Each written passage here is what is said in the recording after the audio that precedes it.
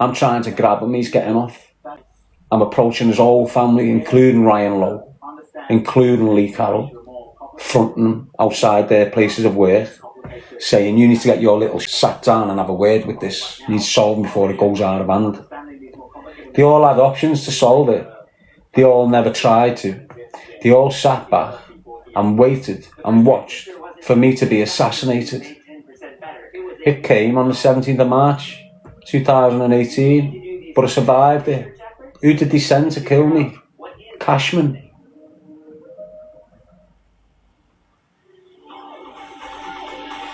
Straight up. But I'm still here doing my thing. Where are all them? On the toes. Where are all them? In jail. Doing the flips. Why? Because they're all soft. Again, it can all be fun. Go and look it up. What I've just said to you can all be confirmed by a simple Google search.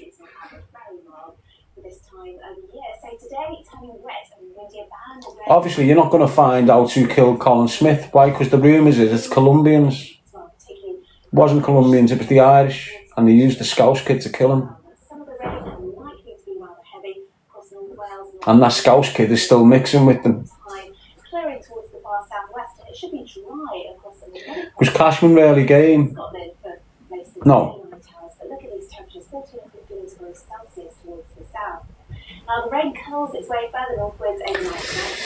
Look, you've got to understand what game this means. First of all, to be ready, to be game, to be up for it. You can't be using drugs. Why? Because you're not up for it. If you're running around with a gun, letting shots off while you're coked out your fucking brain, you're not game. Do you get what I'm saying to you? It's exactly the same dynamics as that working man there. That when he's teetotal, he's no risk to no fucker. But when he's had a drink and he's driving, he's a major risk to everyone on the road. Dickhead Cashman with no drugs in his system is not a danger to fucking no. But when they've got drugs in the system, he's a danger to every country. That's not game. Look. When I was going on my missions, I was drug free. I'm using the fucking gayness and the bottle I've got. I don't need drinking drugs to make me shatter your jaw on the spot. These do.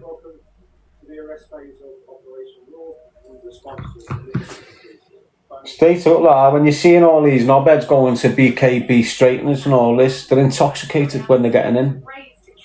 Straight up. Yes, BNB. You can tell the difference.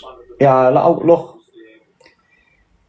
You know when you're a gang of kids, there's a gang of yous, isn't there? It's like 10 years when you're all 13, 14. And a madness kicks in, and you'll have that one or two kids that take it to the next level. They're not on drugs. They came from an household where it's next level violence. So now their reaction to what's happened here is next level violence that no one's seen before. And you've got that really game kids. You've got them in your communities. But they're very fucking rare. Most of the gamers that you're seeing now, most of the gun attacks, most of the gunshots, most of the cars getting spun all over the gaff and crashed and all this, it's all drug-induced gameness. They cannot do that unless they've had that crack pipe. He can't do that or feel that way unless he's had his DMT. That kid can't get up and front that bird and dance with that bird because he hasn't had a drink. The same thing. You're either game or you're fucking not. Drugs make you game, but they also leave you weak. If you're game without drugs, you're not weak. You're game as fuck. You're not daft. So look, you've got a game kid who's good with his gun. That game kid will not make a mistake. Why? Because he's not intoxicated. Everything he's doing is calculated. You know, he's not running on fresh air. He's not running on fresh stimulus. Everything he's doing is fully stimulated in what he's doing and participating, and it's not false.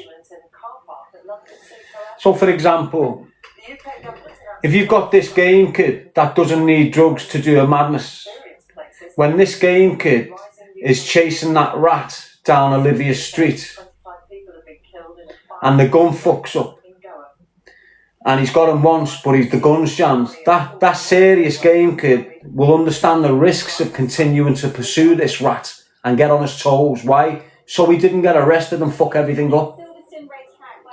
The drug-induced shithouse rat like Cashman didn't know the fucking difference, did he? Why? Because he's fucked on his drugs. It's not calculated. It's getting dragged through it. So now when his gun's jamming on that shithouse rat outside Olivia's house, instead of understanding the risks of him getting his 30 wreck and getting off and waiting for next time, he's chasing him all emotional, fucked up on drugs, to the point where he's chased him into an house and started shooting blind in the fucking house. Why? Because he's off his barnet on fucking drugs.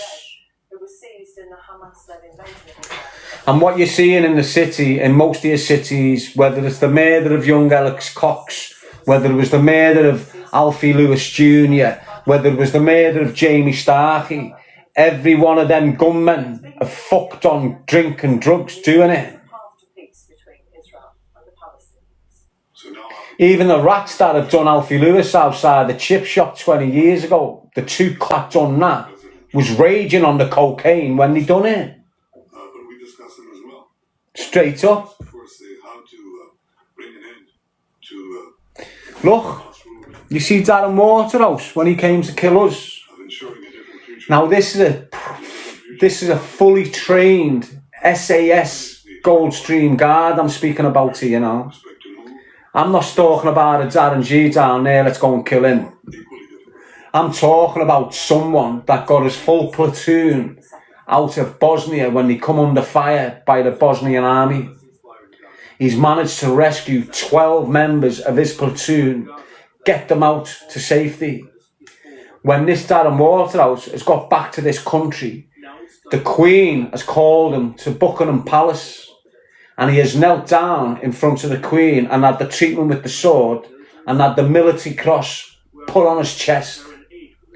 4 years later after that, he's trying to shoot me dead on the streets in Liverpool, the same soldier. Darren Waterhouse. But even then, when he's doing this mission, you could see he was cracked out of his fucking face when he done it. You could see it in him. I was looking at his face point blank when he's shooting me mate in the chest, and I'm looking at a raging crackhead. Do you understand what I'm saying? And indeed, President Trump's peace plan for Gaza sets out how redevelopment and reform. And that's who came to kill me in 2004. That soldier. When a little gangbanger off the estate. Why? Because no one had the fucking balls. Willie Moore and that were trying to recruit in Liverpool to get me done. They tried to recruit in Manchester to get me done. The kids who they tried to recruit in Manchester had done jail with all my fucking life, and they're contacting me. Some scousers here trying to get you done, lad. We're not playing a part in it. Eventually, they caught for a kid that they'd done 12 years with. Met him in jail, and he just happened to be an SAS soldier. That's who came to kill me. In Gaza, a reminder that more than 70,000 people, according to the Hamas-run health ministry there, have been killed in the 2 years since Israel's invasion. So now I'm in the system, and so's Willie Moore and Darren Waterhouse in the system. Now Danny's been starred up.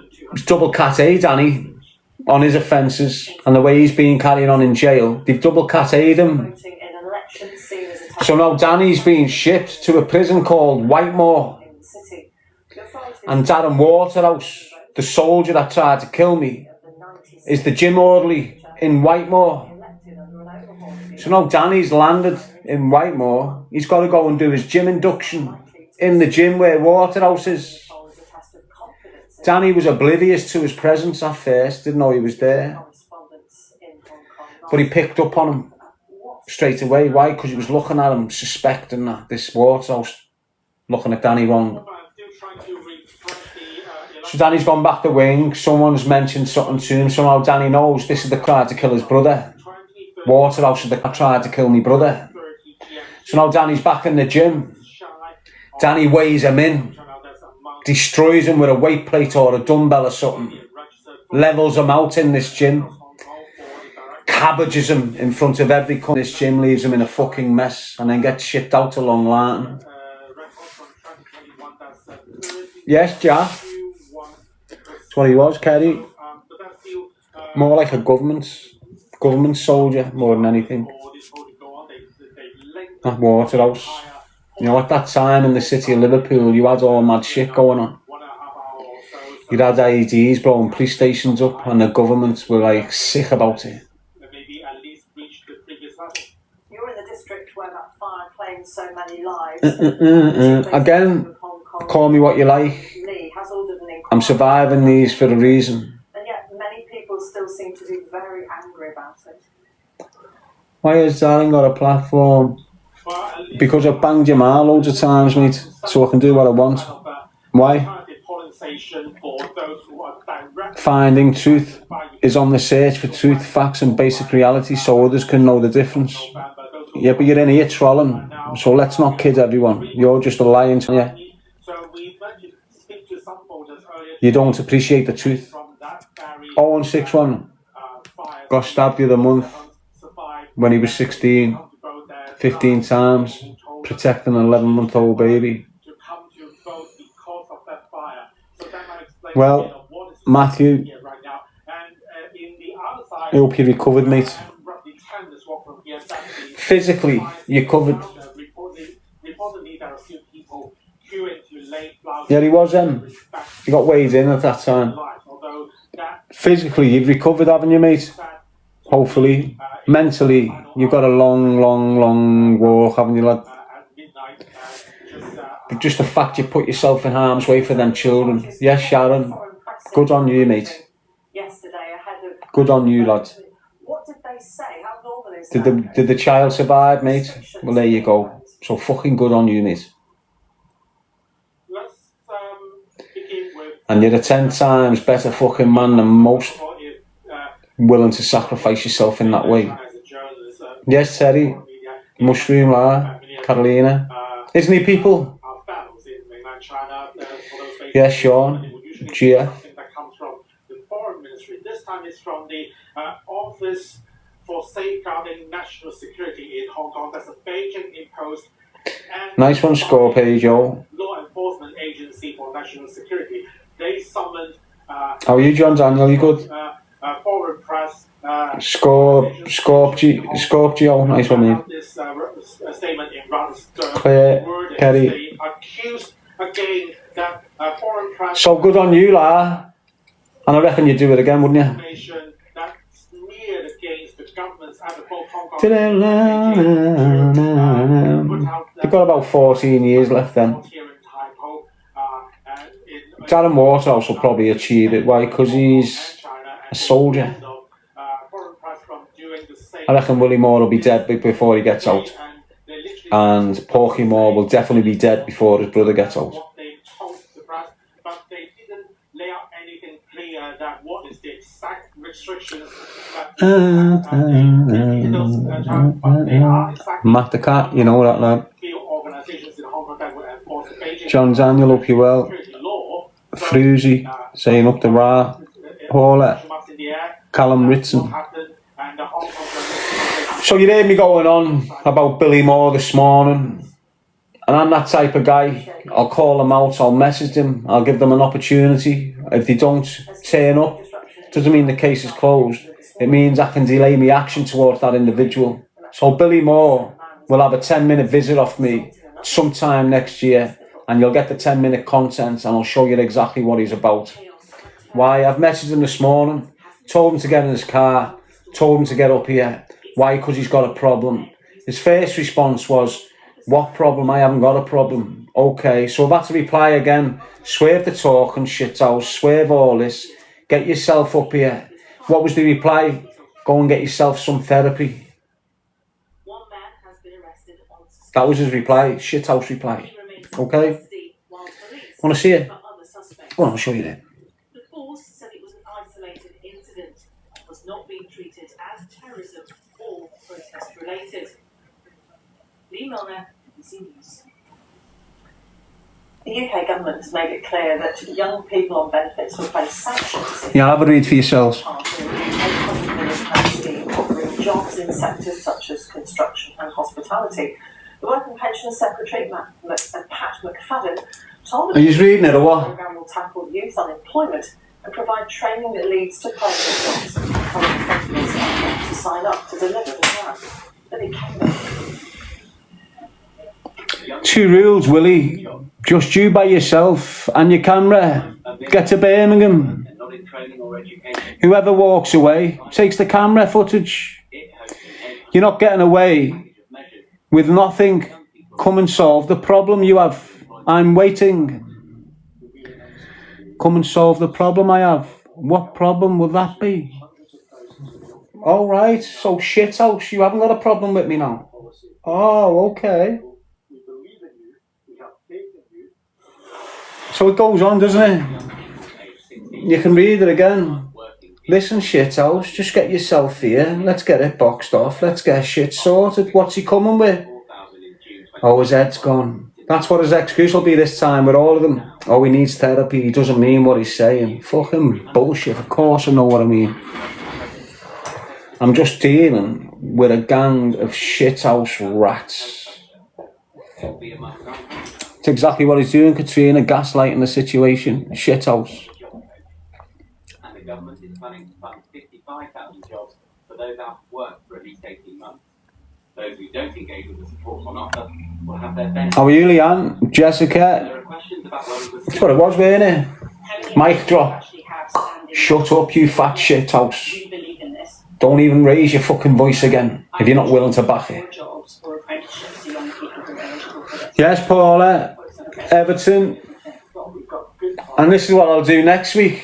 I'll do exactly the same with Herbie, and I'll be writing him off fully on here, and I'll be messaging him, going, shit house, get yourself here, bring your camera. Let's see if he's willing to turn up and think he's a big bad fucking guy, eh? I'm going to do it with them all, people. They're all getting the opportunity. Before my 10 years is out, I'm going to get in touch with them all, give them an opportunity to come and see me face to face with no one else, just your camera if you need it. Whatever happens when you're in front of me, happens. I'll shake your hands at the end of it, kid. But if you don't, I'm going to flop on you. If you don't come and apologise or have me to fight, I'm coming and I'm going to flop on you when you least expect it. And I'm going to get you and go viral on you. And you're all an option. Every one of you that have played a part in this bullshit that's been going on, I'm coming for you. Don't think it's forgotten. You want to use me as your content, get yourselves viral, get yourselves relevant, get yourselves loads of clickbait. I should have done it 3 years ago when I said I was going to doorstop you. Next year, if I haven't met yous and dealt with these problems, I'm flopping on yous, just like I am going to Billy Moore. He had the opportunity today. Nice Sunday. He's not doing fuck all. I know his routine. He weren't doing nothing today. He could have just floated up here. Took him an hour. He'll probably drive to Newcastle later. Why to perv on the nightlife and get some content? Why couldn't he drive up here for an hour and have me a fucking straightener? Go and get therapy. Shit house. I've always needed therapy. What was wrong years ago? I needed therapy then. You were coming at me. You were coming in at me. You were coming up to me. What's wrong now? Nothing's changed with me. The only thing that's changed now is I'm putting it on yous again. I'm putting it on yous again, and yous are going to shit yourselves again and go quiet again for a bit, aren't yous? Yes, happy-go-lucky.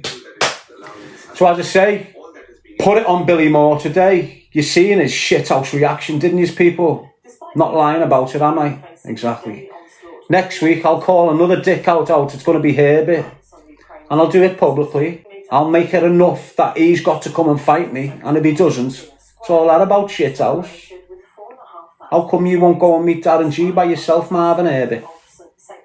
How come you will go all over the place but won't come and meet Darren G by yourself? Why won't you do that, shithouse?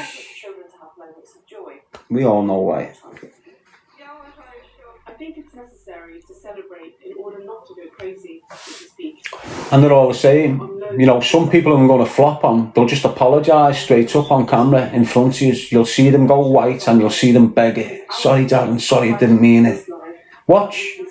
Your Liam Ditchfields, your Ben Hatchetts. Ben will think he can have a go. As soon as he sees the fucking Rambo, he'll know what time it is. I'm not looking to fight any of these. If they come to me, I'm looking to deal with this with them, fair and square. The way I deal with shit, we'll deal with it. If they don't come to me, I'm going to them, and I'm going to make a complete fucking part of them.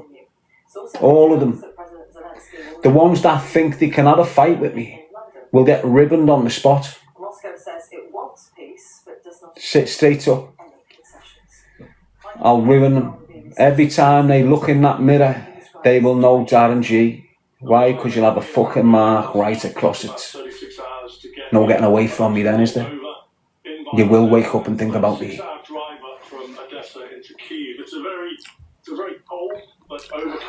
Steve is saying Hatchet is a sudden shithouse. He is a shithouse. But he's half decent as well. He's got his own little thing going on. I don't know why. But I've just got this thing for that Ben Hatchet. I had a little thing for him years ago, you know, when he's first out of jail and he's got all these cunts taking the piss out of him. I sort of fell for him. And he was casing me to go on his podcast. Why? Because when I was going on listen, this is fact. If I gifted you my presence on your podcast, you were monetised off my interview. And there's loads of platforms out there that would never have ever got monetised if I wouldn't have half of them wouldn't have even been successful if I wouldn't have went on the podcast in the first place. Get what I'm saying to you? Loads of them. And Ben Hatchet was one of them. Ben Hatchet weren't monetised. Ben Hatchet had something like 500 subscribers and needed so many more and so many hours watched so he can get monetised. And when he's contacted me to do this interview, I'm thinking about his numbers. I'm thinking, yeah, if I go on there, I can get him monetised. It's got to be better for him and his rehabilitation and his reintegration into society. So after 3 or 4 messages off and going, well, you know what, I'll come down on the weekend. Went down, done his podcast with him. Within 2 days, he's monetised. His subscription's gone over 1,000 and his hours watched have gone right through the fucking necessary guidelines. So now he's monetised. So now every interview he's doing after me, he's now being paid for off social media sites. And I done that to loads of fucking kids, you know. And every one of them lads who I elevated jumped on their bandwagon and started to cancel me with them. Every one of them. Mad that, isn't it? What it is with me, when I'm going to podcasts with people these days, I'm not looking to strike up friendships. You know, you come to me to do a podcast with you. I'm not trying to be a friend. You might be trying to be mine, but I'm not receiving that shit. I'm just trying to spread the message of choose a life, not a knife, and get off. So I'd go to a podcast like Ben's. And before exactly what happened with Ben, this is what happened with Ben, I think. So before the podcast, we're in regular contact. During the podcast, we're hitting it off, it's all great. After the podcast, I give it a little 7 days and then say, listen, and then cater off from him. So now I'm not even messaging Ben. Why? Job's done, podcast's done, message shared, he's had his bit, I've had my bit. There's no need to continue this as some sort of shit friendship or whatever. Doesn't work. My experience of English and all that, teaching me this shit doesn't work. So now I just go quiet on them. Now they're not my mates. We're just podcasting. It's business, this. So now I'm not messaging him. He's holding that as I'm being funny with him. Right? Because he's on medication and shit from his prison. That's what I'll put it down to. So now, because I'm not speaking to him, he's going all funny. Now I'm not deliberately not speaking. I'm just being me, doing my thing. I've done a podcast with you and I'm off. You're still mixing with all these, so I'm not engaging with all these. Means I'm not engaging with you. Nothing personal, I'm just on my little route. He's took it personal. Now all of a sudden I'm seeing Ben Hatchie start coming out, giving me shit. Jumping on the bandwagon. Fuming I was. Why? Because I just monetised his fucking platform. Now he's shitting on me, cancelling me with these. But it was also like the fact that I've turned up to his podcast with Cammy. I could see it in his face straight away. So I flew down to Brighton. He was in this mad halfway house, this Ben Hatchie. He was living down somewhere down south, and he was living in this mad, like, you know, people who've got mental health problems, like an halfway house for them. And he was living in there, and that's where he was conducting his podcasts, in his room in there. So I bombed down there with the kid who I was mixing with every night, floating with, chilling with, and his name is Cammy. Cammy was a Muslim kid. A decent Muslim kid. And even that, when I've got this Muslim kid round me, the same shower are now trying to ruin the Muslim kid. I don't know whether any of the rumours are true with him, because I'd left his company before the shit started hitting the fan with him.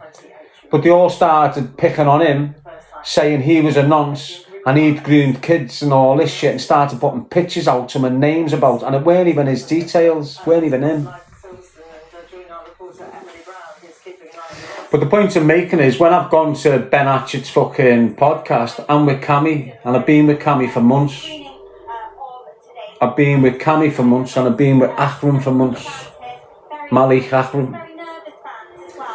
So when I've landed down here, down south, to go into this podcast with Cammy, the face on Ben's face, the look on his face, you could just see the hatred for the Muslim. That's what it was. You know, like a forced handshake and a forced smile. I seen it straight away. Why? Because I've been around Muslims right through my jail, out of jail, and I can tell when one of my people is looking dirty at one of my people. Do you get what I'm saying by that? Now, that white Caucasian kid there, I can tell the way he's being towards my man here, that he's hating on him. And I felt the vibe straight away. And the minute we walked, the minute I felt it, I've looked at Cammy and going, you want that, lad? And you could see Cammy didn't want to be here, because he could feel the fucking shit off this fucking Ben. At this time, I'm not knowing the right-wing connection. Do you understand what I'm saying to you here? I don't know this firm I'm moving with here, like doing podcasts with. I've got this place in Cardiff. These lads in Cardiff contacting me. And I'm thinking they're contacting me, for my story, for my shit. And they say they own a fashion brand, a fashion outlet. And they've got all these Boss t-shirts, D-squared t-shirts and all these things and he's got this fake Stone Island kit in there on the terrorist, it's called, or something like a Stone Island badge, but it's for footy fans. Now when I'm in there, I'm not thinking these are far right, these two kids, these two taffies. I'm thinking they're on me because of my message and they want to make a bit of money with me, so I'm jumping in with them. They start trying to tell me to take loads of this bullshit clothes that I know is connected to Tommy Robinson. So when I'm going through this madness with Robinson and all this, I'm unaware that his people are trying to rope me into a madness somewhere. So now I'm in this place and I'm seeing all this shit what Tommy Robinson wears. This on the terrace, Stone Island stuff. And this fucking place is full of it. Jackets, scarves, everything. And they're trying to make me sign up with them to wear this shit. Now, because I'm aware it's a Tommy Robinson shit, as soon as I've noticed that, I've started thinking about these two as being Tommy Robinson's firm. Now, without me understanding it at the time, when I'm going to see these people, these are Tommy Robinson's firm, and these are Tommy Robinson's got like 20% stake in that company. So when you see the clothing, that clothing, Tommy Robinson's getting a wage off it. Well, I've knew that from the get-go when it first started years ago. And then it looks like when it's going to get more unsettled as we move through the new week. Years ago, it was that. That was that. Definitely that. Years ago. Don't know whether it still is now, but in 2018, 2019, 2020, when these Cardiff kids dragged me up to their gaff, they were working for that firm. And look, I know it might be hard to fathom this, and it's quite hard to connect the dots because you haven't had the experience of what I've witnessed and what I've went through. And it might look like you've got mad entities, like you might think Terry Stone is completely separated from Tommy Robinson, don't you? You think Tommy Robinson and his outfit is completely disconnected from Terry Stone and his outfit, when in reality, behind the scenes, you've got some in Terry Stone's outfit mixing and associating with people in Robinson's outfit. Now, I'm not sitting here writing Terry Stone off, saying Terry Stone's that way inclined, or Terry Stone thinks like them, or Terry Stone behaves like... Terry Stone's a businessman. That's why you can sit there, do a podcast with me, ask me about Marvin Herbie and the shit in Marvin Herbie, and then a month later sit on a couch and hug Marvin Herbie, even though he knows the damage that's happened to me psychologically through Herbie, even though he can sit in a room with me for 2 hours and respect me and appreciate me and show me a little bit of empathy. At the same time, he can go and hug that's damaged me. And that's him being a businessman. He's got no allegiances to me. I was a business project with him. Do you get what I'm saying? I'm not sitting here hating on him, saying he's right wing. But what I'm saying is, there's always a link behind the scenes with these groups. There's a link which connects them.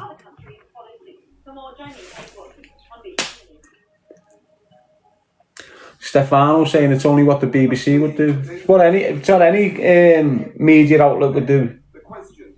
But I'm caught up in that moral. I've still got morals.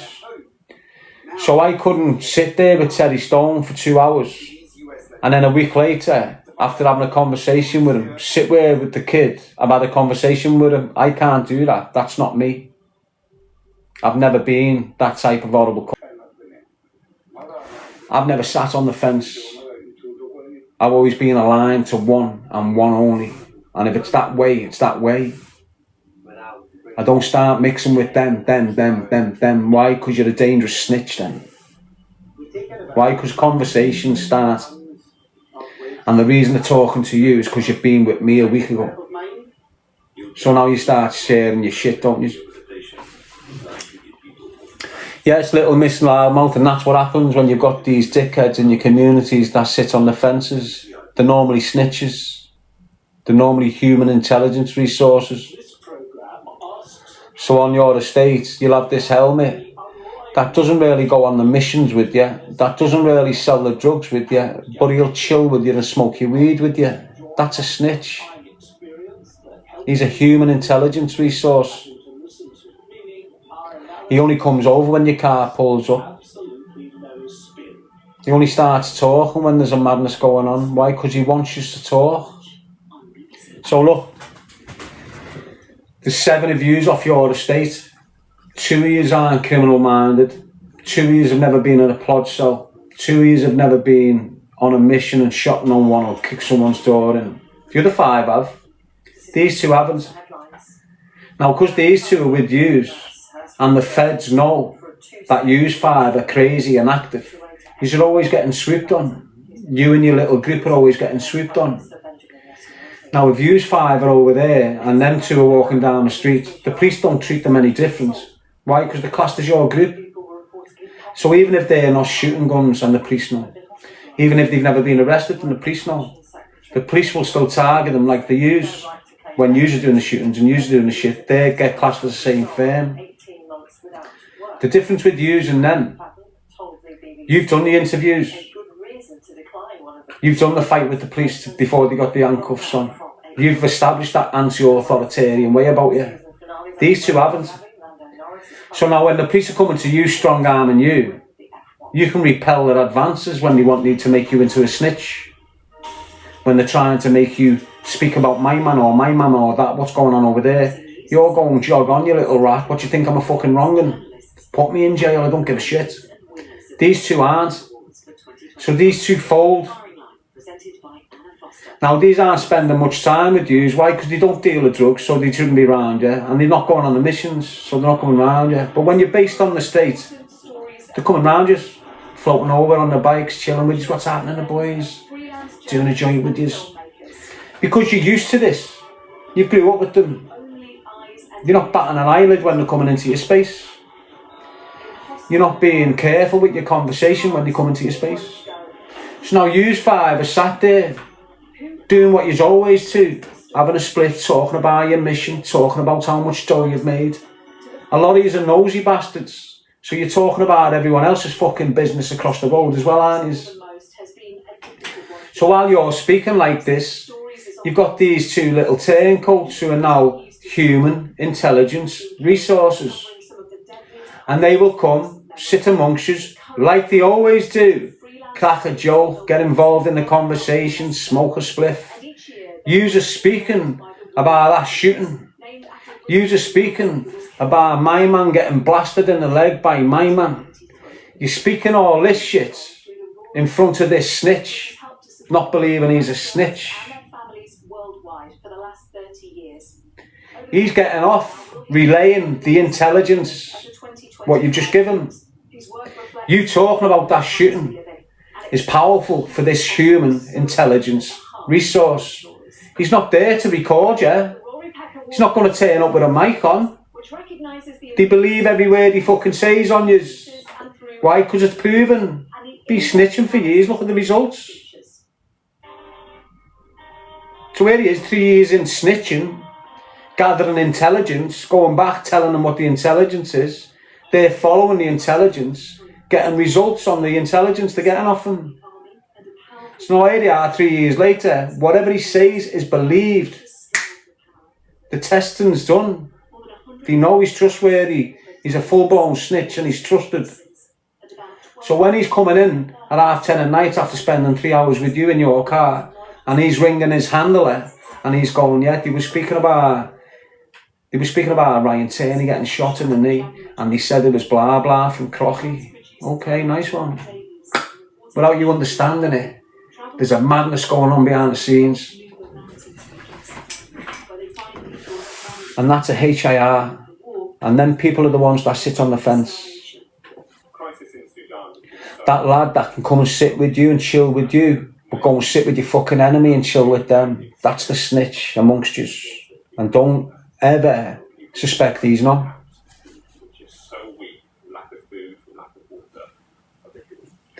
These snitches will come and sit with you and just take everything in. And they'll come across as your mates. Why? Because they've been on the same estate with you since you were kids. He's always been around you, but he's never been in a police cell.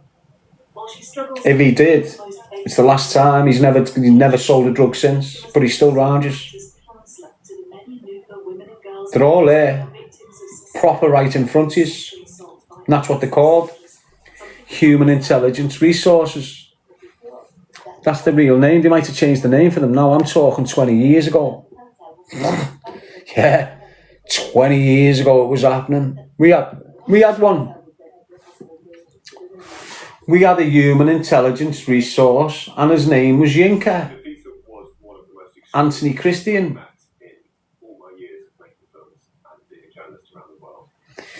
We had this kid round us, and he weren't participating in nothing for a long time, but he was getting all the information. So what this Yinka was doing, this Anthony Christian, Kevin Wheatman's cousin, Kevin Wheatman lived with him.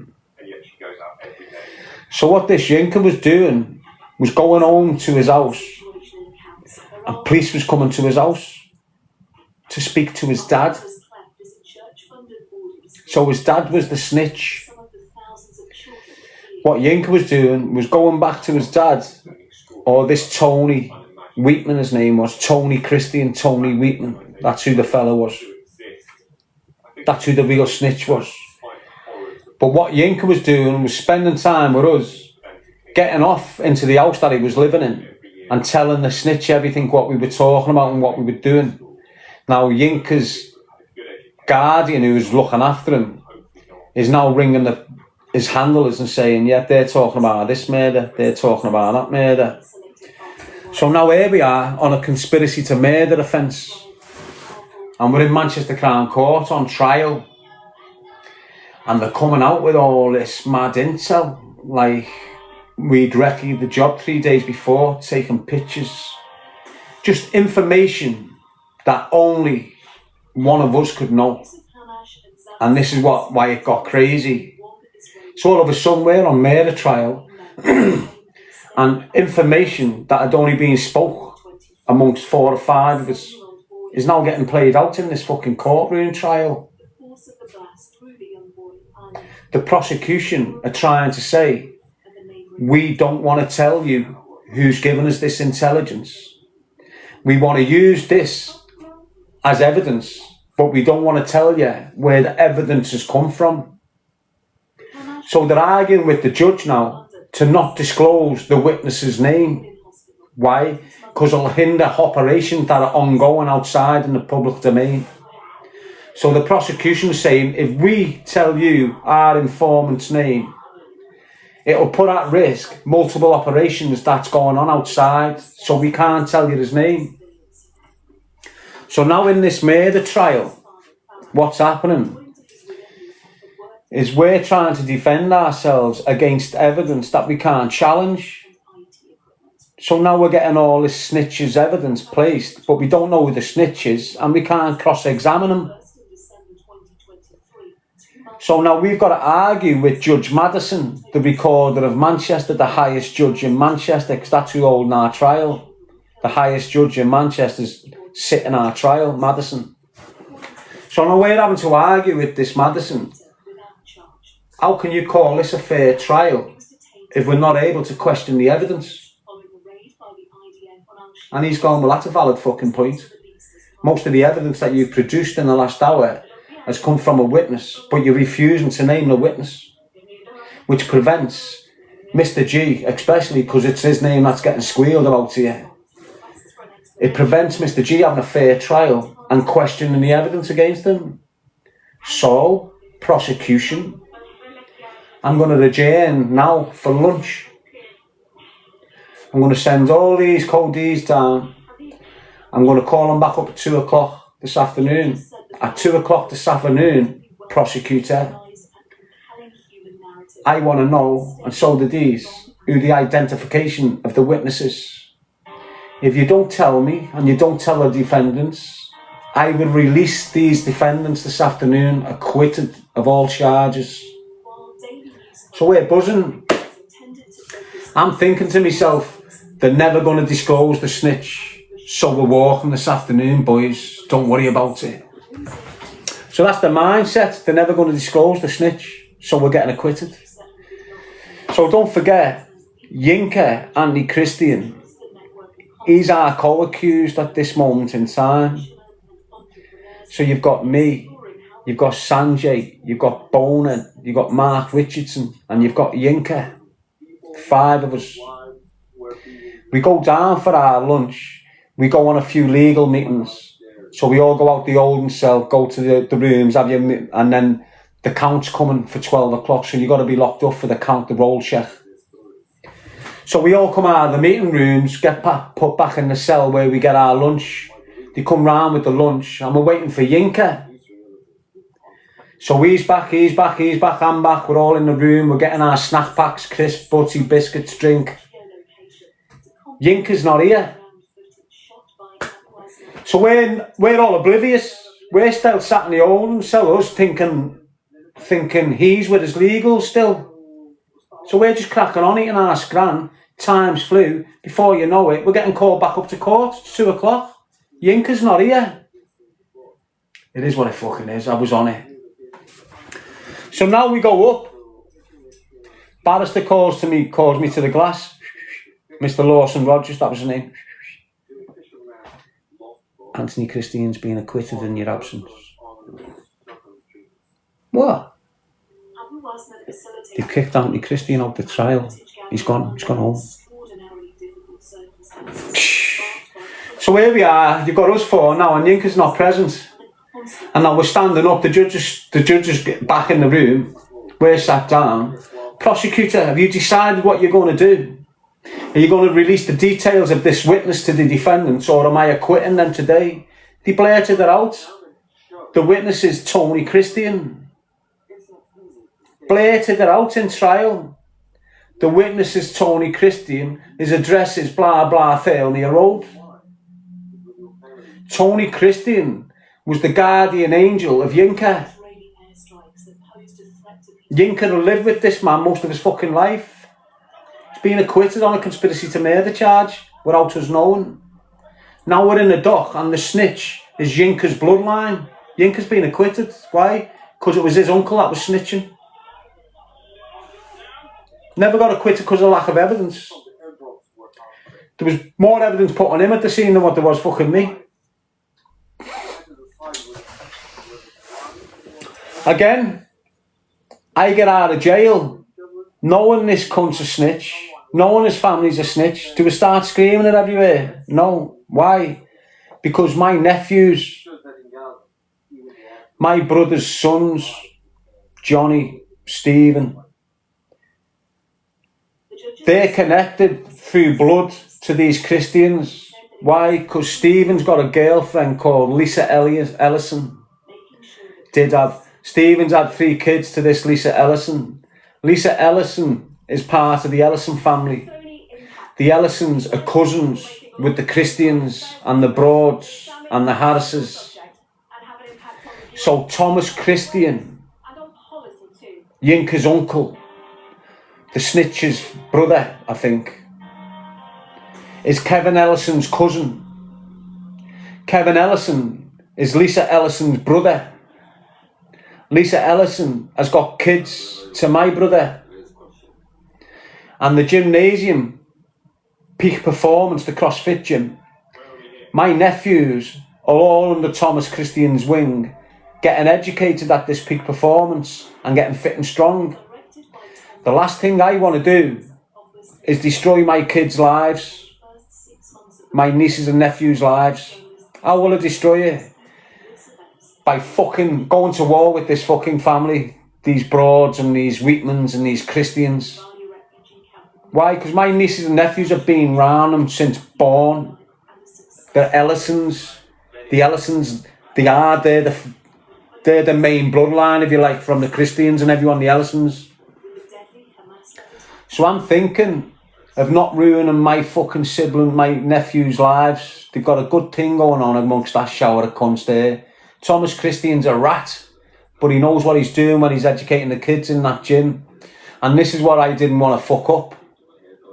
So I'm doing all I can to not fuck this up on these kids. So even when that Kevin Wheatman's come out and blasted Ian's car, when I'm getting Thomas Christian and Kevin Wheatman to my kitchen to sort this shit out, the only reason I'm willing to sit down with these is to prevent young Stephen, young fucking Johnny and the rest of them being isolated from the rest of the family. Why? Because they're G's. These G boys are always coming to Nana G's. These G boys are always seeing Darren. These G boys are always seeing the other G brothers and uncles. I don't want that to be finished for these. Why? Because we're fucked in and out of jail. I don't want young Stephen to end up like his fucking dad, Stephen. So when I'm getting out and I'm seeing young Stephen at 8, 9, 10, 11, training his arse off, beating all targeting, CrossFit, I'm fucking buzzing. I'm made up. Why? Because he's on a path of productivity, not crime and jail like his fucking uncles was. So in my mind, what's happening with my nieces and nephews with these Christians is fucking spot on for them. So when I get out and I see my kids entrenched with this family of snitches, basically. Why? Because they grassed on us in a conspiracy to murder charge, anti-Christian, and his dad snitched. So in my books, your families are grassers. But I didn't get out screaming that shite. Kept it. I didn't get out and start looking for Yinka, you fucking grass. You snitched on our murder case. I completely left it alone. Why? Because of that. The chemistry between my family and their family, I didn't want to snap it. Too good for the youth. So now I'm going through this process on the outside world. I've got these rats starting to target me, including Kevin Wheatman. Now the man that snitched in our trial is Kevin Wheatman's dad. It's Kevin Wheatman's dad. So now I'm in Anfield and I've got all these little fucking rats casing me, including Kevin Wheatman, the Lamb, and all these dickheads. And they're all trying to call me a snitch. They're trying to call me a snitch with what happened to Willie Moore years ago. This is why they're calling me a snitch. I'm not screaming about no one at this point. I'm letting them know you're all shithouse rats, but I'm not screaming names. So now I've got this Wheatman and his fucking all these dickheads off Breck Road and Tailney Road, spray painting Darren the grass all over the place. I'm sitting here knowing full facts that Wheatman's family snitched on us in a murder trial. You expecting me to keep my mouth shut on that now? So now I'm saying Tony Christian's a snitch. Tony Christian grassed in our murder trial. Kevin Wheatman's dad is a full-blown informer, and he was informing on us, not just one day. He was sharing information with the police on us for 18 months. 18 months being paid to give information about us, and all the information Tony Christian was giving to the feds about us for 18 months was coming out of the mouth of Kevin Wheatman and Yinka. They were going back telling Tony this, Tony was telling the police. So now I'm screaming, fuck off you gang of grasses. You want to call me a grass, I'll speak truth on you, snitch. So now I'm writing that family off for being grasses and snitching in our trial. Oh, the Broads didn't like it, did they? Oh, Thomas Christian didn't like it, did he? So now I've got a problem with these Broads and these fucking thingos. Why? Because I'm calling them a snitch back. Ignore the fact that they're little rats running round spray painting calling me a snitch. I've kept my mouth shut for months and months and let you get away with it. Fuck that. Yous are the grasses, not me. Yous are the wrong ones, not me. Your family was sharing information to the police about multiple murders, not just one murder. So now I'm screaming that shit back at them. Now they're all unhappy. Now I've got all these steroid fucking dickheads from Peak Fitness thinking they can rush me in that. I'm having to sit outside Peak Fitness of a night looking on killing people and shit. This is what I'm saying, lad. And it's all the truth. So that's why the Christians and the Broads fell out with me. Because of Kevin Wheatman. Now they were willing to destroy my nieces and nephews' lives then over Kevin Wheatman. Kevin Wheatman's a dirty, dying little rotten scumbag that's always harmed women and children all his fucking life. Pure ass snitch. He blew fucking Liam Cornett and all them up. Kevin Wheatman was involved in the operation to get Liam Cornett and all them. He was snitching right through that operation, Kevin Wheatman. Straight up. So look, ignore these. Look, you've got a dickhead coming in going, YouTube, Darren G talking to the kids. We've all seen it. We've all seen Sam Walker come out with these 19-year-old kids try and claim that they were 16. That was this year. The exact same content got used by James English, Danny Christie, Humble Dryer and all them other to try and write me off like I'm a nonce talking to kids. That same video that yous have got saying I'm speaking to kids, I put up on my platform explaining about it. You know what happened? The parents and the girls of that video contacted me and asked me could I take it down. During that conversation with them girls, which was this year, this is this year, when they've used it all again, I've put it up again, the girls have contacted me, can you take that down? Okay, no worries, I'll take it down for you. Can you tell me, can you remember this phone, can you remember this TikTok live feed? Yeah. Can you tell me how old you was when we had it? 19 and 20. Thanks, mate. So here we are now, for the full year. You've still got you and dickheads like you using that content that was created 4 years ago to cancel me. There's no fresh information for them. There's no fresh witnesses that they can go and manipulate and turn on me. So they've always got to use the old shitty content that they've used to try and spin the same narrative. So that video there, where you've got the 19-year-old girl and the 20-year-old girl on a TikTok live with me when I'm first on TikTok. Don't forget I'm normally on YouTube. I've landed on TikTok and I'm just accepting live after live after live after live. Don't know who they are. For some mad reason on this Saturday night, every fucking live he accepted, you had Scottish birds giving me shit. That's right. You had Scottish girls deliberately coming onto TikTok trying to get in my live so he can give me shit for that pile of shit. So when I've got these two young Scottish lasses coming in who I've spoke to since, they've came in intentionally to cause shit. And that's exactly what they got. They came in, started giving me mad shit, so I spoke to them right back the way I speak to you now, you little dickhead rat. Exactly the same, nothing's changed. Yous real people that are watching me, you've seen me triggered on here. What do I go like? What do I speak like? Do I give a fuck who I'm speaking to? So when these little rat teenage girls who are 18 and 19 have come in deliberately provoking, antagonising me, calling me this, calling me that, well then I'm bouncing on them triggered, giving them a not trying to get in the fucking knickers. You can see it's not that.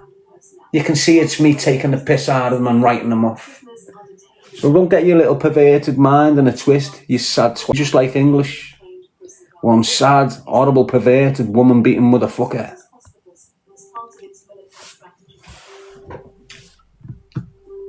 That's what you are. You're just like English. Just like Humble Dryer. Just like Hedgehog Craig. Just like John Wisson's dirty little nasty bird, Sandra. Anyway, let's keep it going, people. So that's what happened in fucking with the Thelma Road boys. That's what happened with Anthony Christian. That's what happened with Brian Broad. You know, we should have shot that dead. You got to walk over. Why? Because of me fucking nieces and nephews. That's all. Yes, Jane. Mulder.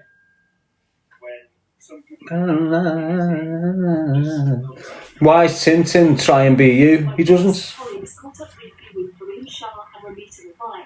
He tries to be Sam Walker, and Sam Walker has always tried to be me. Tintin's a decent kid who's gone through a lot of shit and got manipulated during the process. I weren't aware of Tintin at all until I seen him next to this fucking stalker.